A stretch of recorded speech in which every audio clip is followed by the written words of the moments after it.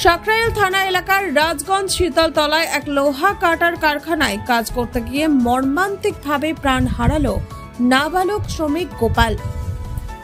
রবিবার মেশিনের ব্লেড ছিটকে তার গলায় ঢুকে যায়। ঘটনাস্থলে গুরুতর আহত হয়ে মৃত্যু হয় ওই নাবালকের।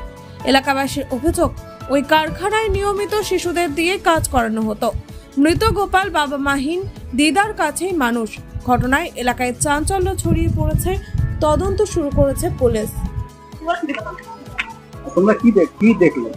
আমরা কিছু দেখিনি বাবু, আমরা রোডের উপরে নিয়ে যাচ্ছে দেখি। ওটা কি কারখানা ছিল?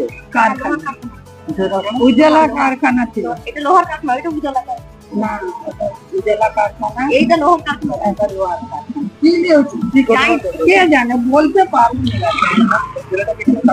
হ্যাঁ, এখানে কাজ ছিল। কত বছর মেয়েটা কত বড় হবে?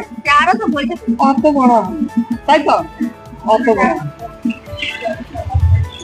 এইবার ছেলেটা কাজ করতো ওখানে? হ্যাঁ, ওর মা নেই, বাপ নেই। একটা বড় মালিকের করেছে নাকি? আমরা জানি না বাবু, আমরা ওইসব জানি না। মালিকাও একটু দেখেছি আর দেখি কটার সময় হয়েছে যেমন?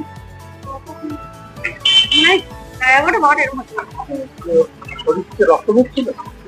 রক্ত বলি মাথা দিয়ে দেখিনি তো, রক্ত মাথা কোথায় চড়ছিল? দেখিনি, প্রথম গেছিল দেখিনি তো, ওইখানে রক্তে বেরোচ্ছি।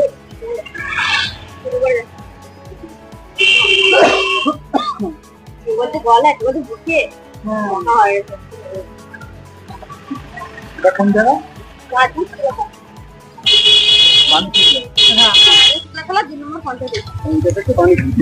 হ্যাঁ, তোমরা এখানেই থাকো? তোমার ছেলেটাকে চিনতে? আমরা চিনি না।